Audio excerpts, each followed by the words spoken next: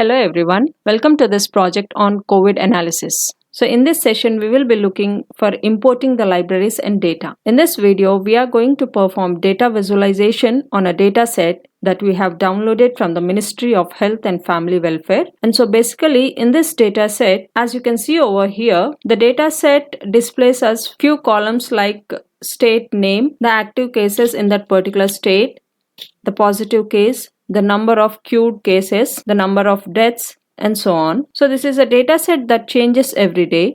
This data set keeps changing every day. So let us go ahead and use the libraries like matplotlib, cburn, and pandas. So here matplotlib and cburn, which will help us to visualize this data set. And before we begin, as you can see, these are all the imports over here. So we can see that here we have used 3 imports. So the first one is pandas. We have imported pandas and then we have imported cburn, and in the end our third import is matplotlib.pyplot. So when it comes to pandas is a Python library that will help us to create data structures, and pandas will also help us to manipulate these data structures. The other thing is that we read the data set with the help of pandas. So as you can see here, we use the code pd.read JSON. So this is a JSON file. Usually we use a CSV file, but here we are using a JSON file. So pandas will help us to read the data set, work on this data set, and also to manipulate this particular data set or any data sets. And the second import over here is a cburn. So cburn is a visualization library which will help us to visualize the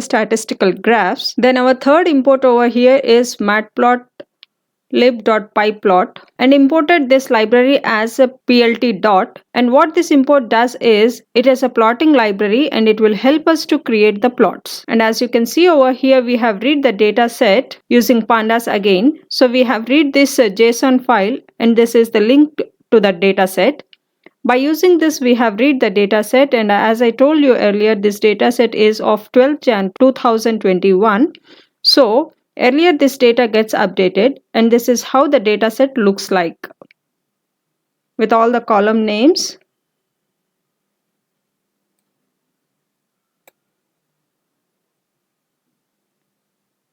Like state name, number of active cases, number of positive, queued, death, new active, new positive, and so on. So we are not going to use any machine learning algorithm over here, and we are just going to visualize this data set.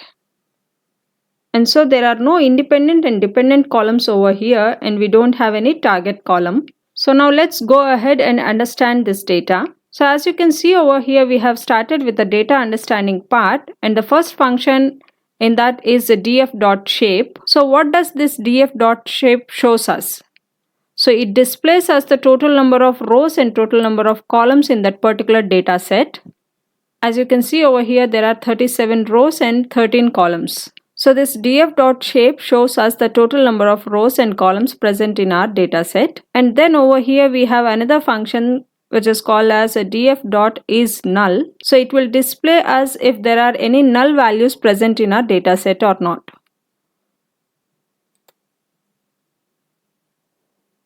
So when it comes to null values are nothing but the empty values where we do not have any data in that particular row.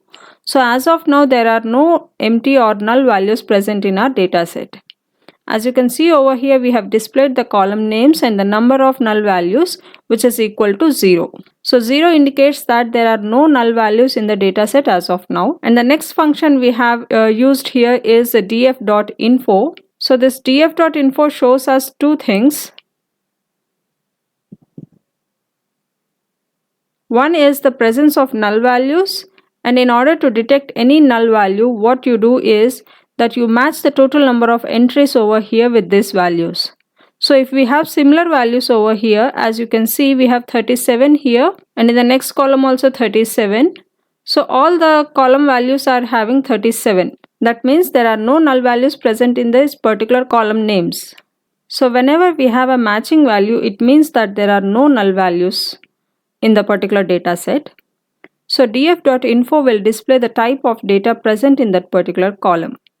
So here we have like this serial number column is a integer type, state name is an object, number of active cases, it is also an integer type, So in the similar way, for all the columns, the type is defined here.